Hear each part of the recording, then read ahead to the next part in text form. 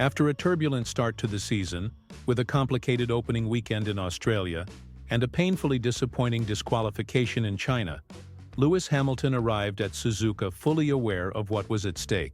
This event was meant to mark a turning point, an opportunity to showcase the potential of his partnership with Ferrari. However, what transpired during the qualifying session revealed an unmistakable dissatisfaction in Hamilton, unsettled the team, and rekindled doubts about the fundamental limitations of the Team's new car. From the very first practice sessions of the weekend, it became apparent that Ferrari was proceeding with extreme caution regarding the new car's setup. Following Hamilton's disqualification in China caused by excessive wear of the underbody protection due to the vehicle being set too low, the team was forced to implement preventive measures in Japan. Specifically, they raised the car's ride height, a change that, although it appeared subtle, makes a tremendous difference in Formula One and had far-reaching consequences. With this adjustment, Ferrari inadvertently compromised one of the car's few strengths, its ability to generate consistent aerodynamic downforce in close proximity to the ground. As a result, Hamilton was left piloting a vehicle that proved to be unbalanced, unpredictable, and especially difficult to maintain at peak performance during sections of maximum speed. The car was forced out of its ideal aerodynamic window, leading to instability and a noticeable loss of confidence at the wheel. During qualifying, the driver endured a series of frustrating sessions in which he could not extract the optimum performance from the car.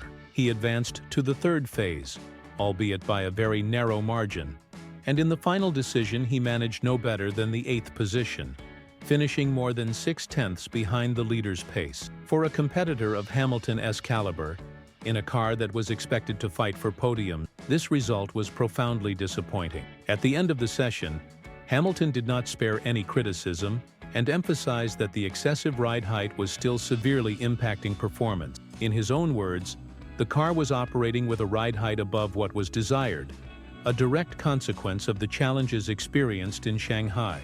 It was not merely a minor compromise but a significant alteration that completely modified the balance and feel of the vehicle. He also revealed that he and the team had followed divergent directions regarding the setup.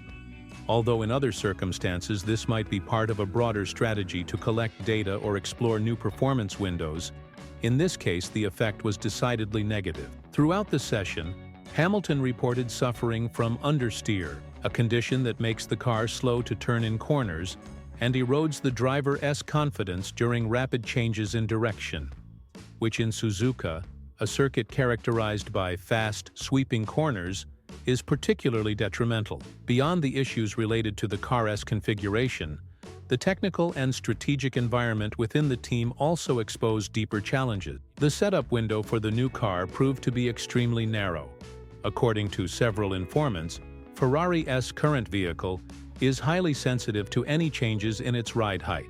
It is not simply a matter of being too low or too high, but rather of functioning optimally only within a very limited range. Even the slightest deviation causes a dramatic drop in performance. This situation led to an atmosphere of uncertainty in the paddock, with the team struggling between maintaining a conservative philosophy and taking bolder steps to seek improved performance. In this scenario, Hamilton, ever the consummate professional, assumed part of the responsibility by acknowledging that he was unable to post exemplary lap times in the third phase and that finishing in the 8th position was unacceptable, though it was clear that the car had not provided the necessary foundation for an ideal performance. The issue was not one of recklessness or driver error, but rather a vehicle that forced concessions due to deeper challenges in its dynamic. What further complicates the situation is that there were already promising signs at the start of the weekend. Ferrari had placed its hopes in simulator updates and new adjustments to the rear suspension dynamics, expecting that these changes would allow Hamilton to attack Suzuka with greater confidence. However, this potential progress was overshadowed by the mandatory changes required to avoid another disqualification, which in turn resulted in a significant performance loss. In this context, various internal and external analyses emerged, pointing to the need for a comprehensive review of the car's design. Experts remarked that unless an urgent reassessment is conducted, The issues of stability and extreme sensitivity to ride height could worsen as the championship progresses, undermining not only Hamilton's performance, but also the team's reputation.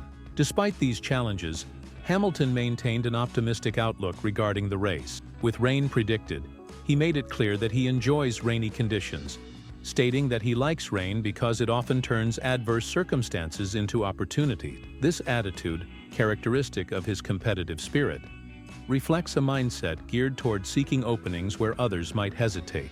Nonetheless, recovering from the 8th position will require an impeccable strategy, a flawless start, and possibly a helping hand from the changing weather condition. In the broader picture, the persistence of these core challenges highlights a structural problem. Ferrari continues to grapple with issues related to ride height sensitivity, extremely narrow setup windows, and a car that becomes dramatically harder to handle whenever compromising adjustments are made. For Hamilton, who arrived in Maranello in pursuit of that elusive 8th championship title, this scenario demands not only patience, but also the implementation of substantial improvements by the team. Detailed analyses indicate that the current development philosophy of the vehicle lacks flexibility, and that the balance between innovation and stability must be redefined if the team wishes to compete at the highest level.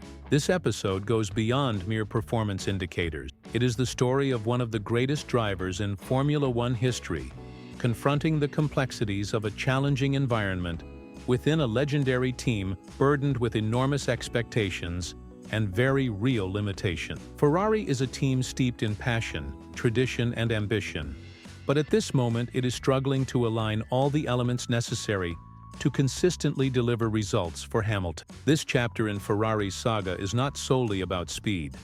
It touches upon legacy, about proving whether the driver can accomplish what so many have tried and failed to do, about mastering Maranello and, in the process, creating something truly historic. The journey is never simple, and what we witness is a clear example of a champion facing the limits of a team that is still trying to reinvent itself. Suzuka laid bare the delicate balance between innovation and stability within Ferrari's engineering department. The attempt to resolve a problem that had emerged in China ended up creating a new challenge in Japan. It is not just an isolated issue with the setup, but a symptom of a larger struggle to understand the true behavior of the car under pressure, with ever-changing track conditions, and in the hands of a driver who demands precision. In light of this, the entire support structure, from the engineers to the race strategists, is compelled to rethink internal processes and development protocols, seeking alternatives that could bring more consistency and reliability to the car's performance. On the other hand, Hamilton's demeanor in the face of these challenges deserves significant praise. The driver demonstrated resilience and maturity by not shifting all the blame onto the team, thereby avoiding emotional outbursts or public criticisms that could have disrupted the internal atmosphere. Instead, he chose to engage in a constructive analysis of the situation, adapting his approach and demanding clear answers to keep the group focused and motivated. This discreet yet firm leadership is fundamental for Ferrari to overcome the current obstacles and reinvent itself amid an increasingly fierce competitive landscape. Hamilton's ability to pinpoint critical issues and press for improvements could eventually accelerate the development of innovative solutions, turning the current weaknesses into strengths. It is important not to lose sight of the larger context. This is only the 4th Grand Prix of the season, and there remains a long road ahead. Development cycles are ongoing, significant updates loom on the horizon, and the interplay of factors such as weather, track conditions, and the driver's synergy could rewrite the script with each Sunday race. Should Ferrari manage to stabilize the setup challenges and find a way to maintain aerodynamic downforce without sacrificing reliability, and if Hamilton continues to push for internal enhancements, weekends like this may well be seen as the necessary growing pains for building a more robust project. However, time is of the essence, and the competition is fiercer than ever, with Red Bull showing remarkable consistency, McLaren steadily gaining ground, and even the midfield teams capable of stunning performances when the conditions are right. If Ferrari and Hamilton are to transform potential into reality, solutions must be executed swiftly and decisively, without further concessions in performance under the guise of caution. Facing this complex scenario, when the lights go out on Sunday, the real test will begin, not merely in terms of lap times, but in resilience and adaptability. The pressing question is whether Hamilton will be able to convert adversity into opportunity, whether Ferrari will prove that it has learned from past mistakes, and whether this partnership can live up to the promise that caused such a stir behind the scenes when it was announced. We will be closely watching every lap, every pit stop, and every radio communication, because this narrative extends far beyond qualifying positions or weather forecast. It is about ambition, redemption, and the joint effort of a champion and a team determined to write the next major chapter of their legacy. Now we invite you to join the discussion. What do you think is hindering Ferrari's performance? Is it the strategy related to ride height, the aerodynamic instability, or is there something even deeper embedded within the Team's structure? And do you believe that Hamilton still possesses what it takes to lead this project to the top? If you have been following our sincere analysis of the human and technical challenges, along with the brilliance of the races that make Formula One the most exciting sport in the world, please leave a like, subscribe to our channel, and turn on all notifications.